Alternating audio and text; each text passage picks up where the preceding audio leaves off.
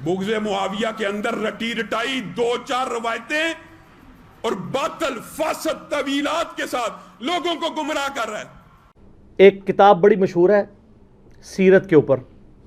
Islamic history में सबसे पहली जो ऑथेंटिक किताब है सीरत नबवी के ऊपर सल्लल्लाहु अलैहि वसल्लम, वो मोहम्मद इब्ने इसहाक बिन यसार की है, जो शागिर्द हैं अनस इब्ने मालिक सहाबी रसूल के, जिन्होंने 20 साल नबी इस्लाम को 10 साल तक वुज़ू करवाया। उसकी तलखीस लिखी उनसे तकरीबन 100 साल के बाद, आलमोस्ट, या 50-60 साल के बाद आप कह लें, इब्ने हिशाम ने। सीरत इब्ने हिशाम उसे कहते हैं, इसे सीरत इब्ने इसहाक कहते हैं। और इमाम इब्ने हिशाम फौत हुए हैं 218 हिजरी में, 218 हिजरी में, यानी इमाम बुखारी की वफात से भी पहले, यानी वो सीनियर लोगों में से।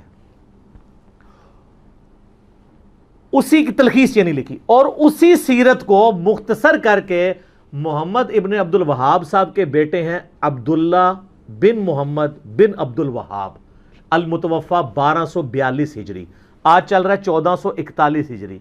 आज से 200 साल पहले वो फौत हुए हैं। उनके दूसरे नंबर के बेटे जो हैं, बड़े तो थे हुसैन, फिर अब्दुल्ला, फिर हसन, फिर अली, फिर इब्राहिम, फिर अब्दुल्ला, ठीक है। तो उस अब्दुल्ला ने ना वो जो सीरत इब्ने हिशाम थी उसकी मजीद तलखीस लिखी और उसको नाम दिया मुख्तसर सीरतुर रसूल। ये मुख्तसर सीरतुर रसूल अरबी में दारुस्सलाम पब्लिकेशन ने, जो अहले हदीस का सबसे बड़ा इदारा है प्रिंटिंग का, उसने छापी है। उर्दू तर्जमा उन्होंने नहीं छापा, लेकिन ये नेकी का काम हमारे जेलम शहर से हुआ है 1990 में।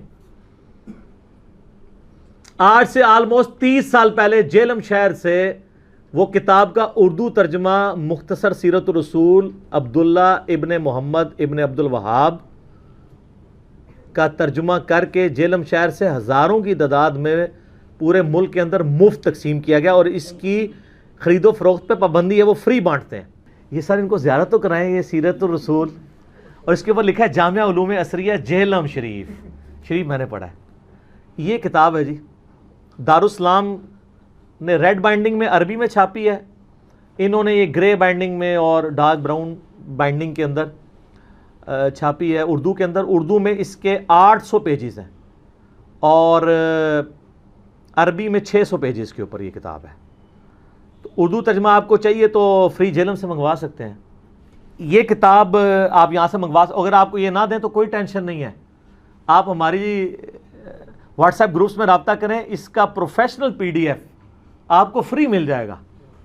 और इस किताब की खूबी के लिए यही काफ़ी है कि अहले हदीस को जिस किताब पे मान है ना सीरत की किताब, वो कौन सी है? अर्रहीकुल मख्तूम, सफ़ीउर रहमान मुबारकपुरी, अल मुतवफ़ा 2006 ईस्वी। 2006 ईस्वी में फौत हो गए 63 साल की उम्र में, 1943 में पैदा हुए थे इंडिया में। और ये किताब अर्रहीकुल मख्तूम उन्होंने अरबी में लिखी थी, फिर इसका बाद में उर्दू तर्जमा हुआ और आज आपको मिलता है। अगरचे उस किताब में बहुत कमज़ोरी हैं। सबसे बड़ी कमज़ोरी है कि उसमें सीरतुर रसूल तो वो लिख रहे हैं, गदीर खून की हदीस, नबी इस्लाम का आखिरी खुतबा, वो उन्होंने लिखे ही नहीं है।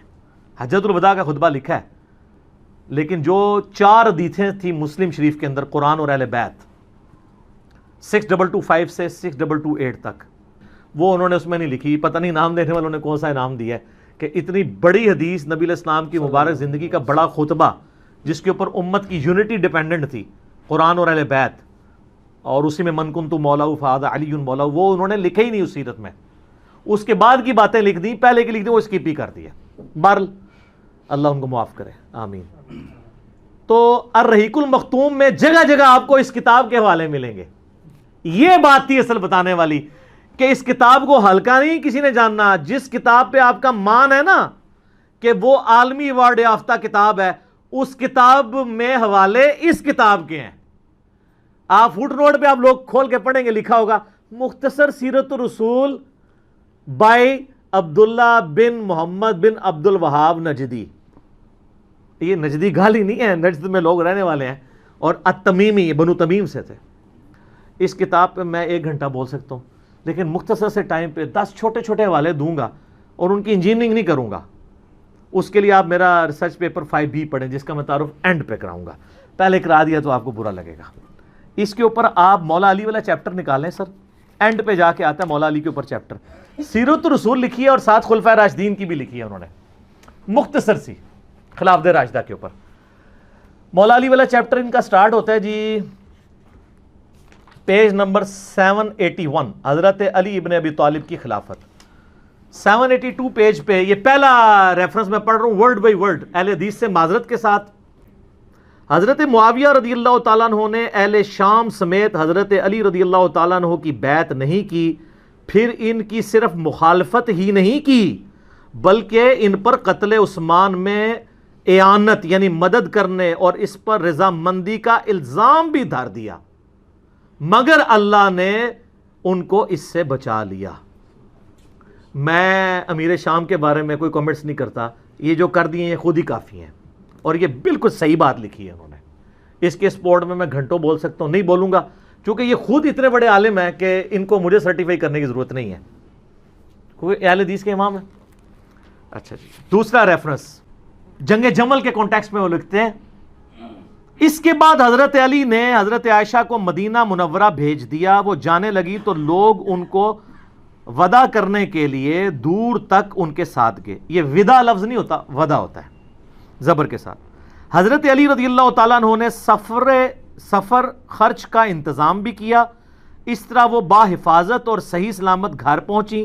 بعد میں وہ اپنے سفر کو یاد کر کے اس قدر روتی کہ آنسوؤں سے ان کا دوپٹہ بھیگ جایا کرتا اور کہتی کاش میں پیدا ہی نہ ہوئی ہوتی، کاش میں اس واقعے سے 20 سال پہلے ہی مر جاتی۔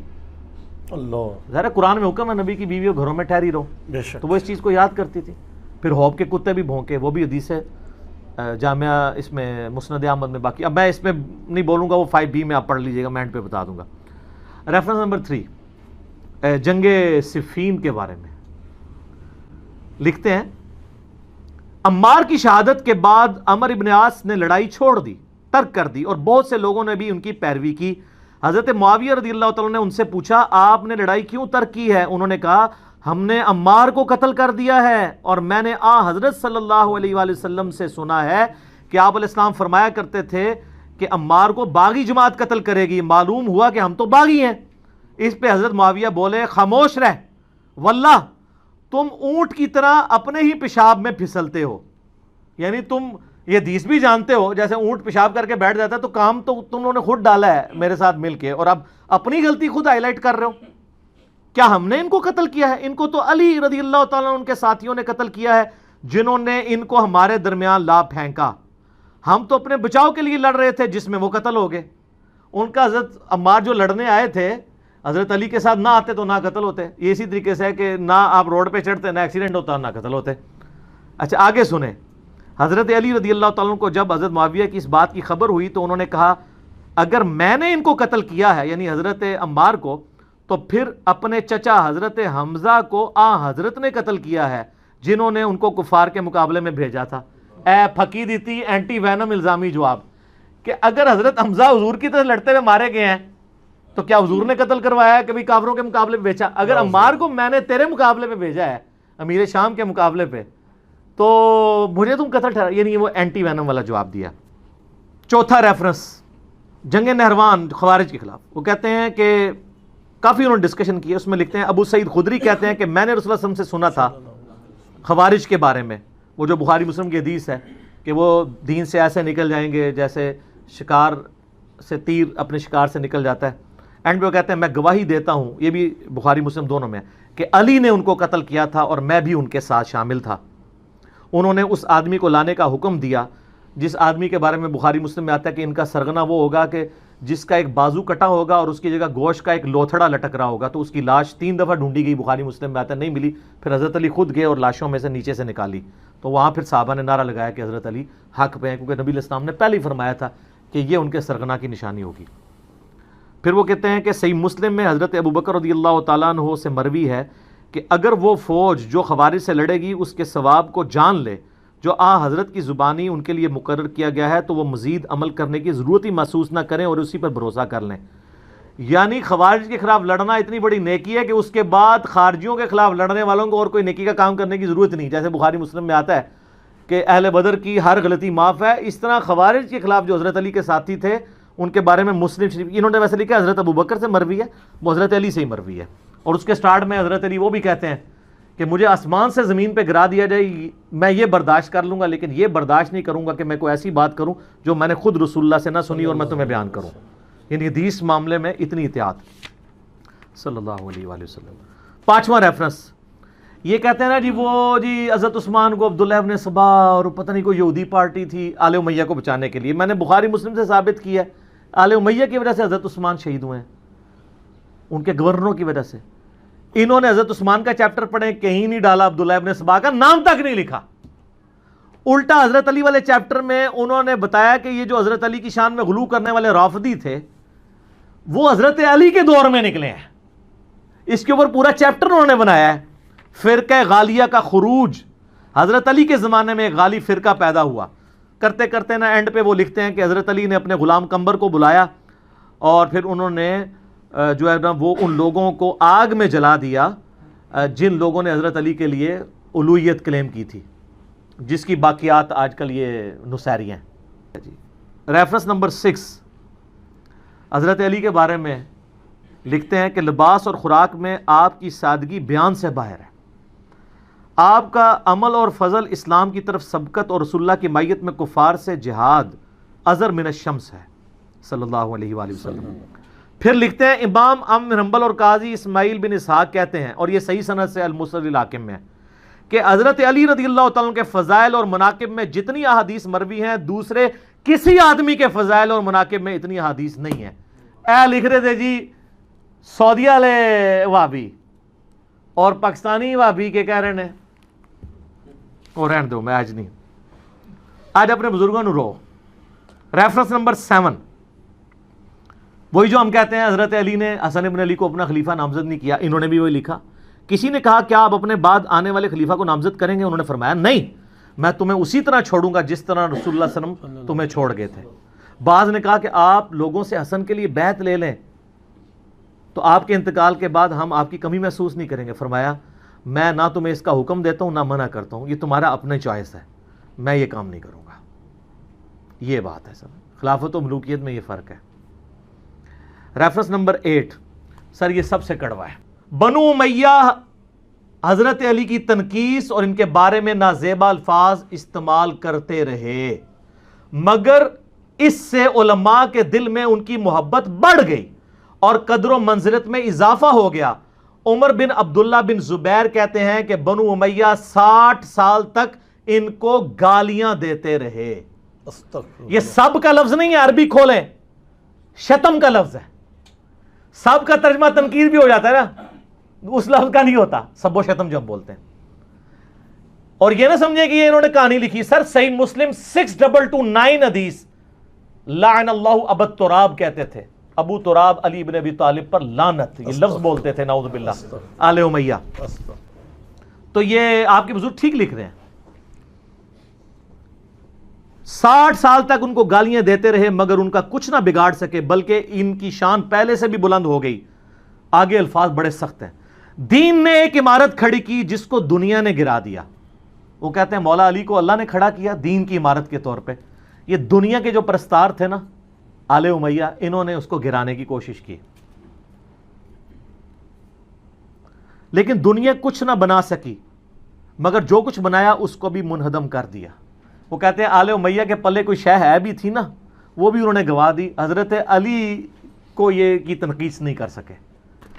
سیکنڈ لاسٹ ریفرنس نمبر 9 وہی حدیث لکھی ہے ابو داؤد ترمذی کی کہ میرے بعد خلافت 30 سال تک رہے گی. اس کے کانٹیکسٹ میں لکھتے ہیں اور حضرت علی کی خلافت 4 سال اور 8 مہینے ہے. اس کو حدیث میں 30 سال اس لیے کہا گیا کہ اصل مدت اس کے قریب قریب ہے، یا حضرت حسن رضی اللہ تعالیٰ عنہ کی مدت خلافت کو اس میں شمار کیا گیا ہے کیونکہ وہ اس کو مکمل کرتی ہے. وہ کہتے ہیں حضرت حسن کے جو 6 مہینے ہیں وہ ملا کے یہ 30 سال پورے ہوتے ہیں. اور یہ تو ابن تیمیہ نے منہاج السنہ میں لکھا ہے کہ ربیع الاول میں نبی علیہ السلام کی وفات ہوئی 11 ہجری میں، اور ربیع الاول 41 ہجری میں صلح حسن ہوئے. حضرت حسن کی صلح پہ 30 سال پورے ہوتے ہیں. تو خلیفہ راشد 5 ہیں، ابو بکر، عمر، عثمان، علی، حسن ابن علی. اور یہ محمد عبد الوہاب صاحب کے بیٹے بھی یہ بات مان رہے ہیں اور لکھ رہے ہیں. آخری ریفرنس ہے خلافت حسن کے اوپر انہوں نے چیپٹر باندھا ہے. اس کے بعد صلح حسن کے اوپر انہوں نے اس کے اوپر کنکلوڈ کیا ہے. اور حضرت حسن کا خطبہ نقل کیا جو انہوں نے معاویہ سے صلح کے بعد دیا تھا. اس خدا کا شکر ہے جس نے ہمارے ذریعے تمہارے پہلوں کو ہدایت بخشی.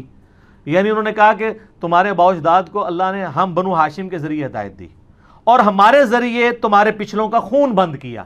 آج بھی ہم نے ہی قربانی کی ہے اور اپنی مسند چھوڑی ہے, قتل و غارت سے بچایا ہے تمہیں. وہ دوزخ کی آگ سے بچایا تھا اور یہ دنیا کی آگ سے بچا لیا. سب سے بڑی دانائی پرہیزگاری ہے اور سب سے بڑا عجز بدکاری ہے. پھر میرے اور معاویہ کے درمیان جو اختلاف پڑ گیا تھا, قطع نظر اس سے کہ وہ حق پر تھے یا میں حق پر, میں امت محمدیہ صلی اللہ علیہ وآلہ وسلم کی مصلحت اور ان کے خون بند کرنے کے لیے اپنے اس حق سے دستبردار ہو گیا ہوں. اور بخاری میں بھی یہ حدیث ہے, میرا یہ بیٹا سید ہے, اس کی وجہ سے صلح ہوگی. اس میں امپلائڈ ہے کہ سامنے والا ہٹ درمی پہ ہوگا, اس کی وجہ سے صلح ہوگی, اس کی وجہ سے نہیں. یہاں کہتے ہیں جی ان کی وجہ سے صلح ہوئی ہے, نبی اسلام فرما رہے ہیں اس کی وجہ سے ہوگی, یہ اپنی پوسٹ چھوڑے گا. پھر معاویہ رضی اللہ تعالیٰ کی طرف منہ کر کے فرمایا, میں نہیں جانتا کہ یہ تمہارے لیے فتنہ ہے یہ حکومت, یا کچھ مدت کے لیے اس میں تمہارے لیے فائدہ ہے, یعنی دنیا میں کچھ فائدہ اٹھا لو. مجھے نہیں پتا, اللہ نے تمہیں آزمائش میں ڈالا ہے. تو یہ دونوں باتیں ہوئی, آزمائش میں بھی ڈلے اور فتنے کا بھی شکار ہوئے.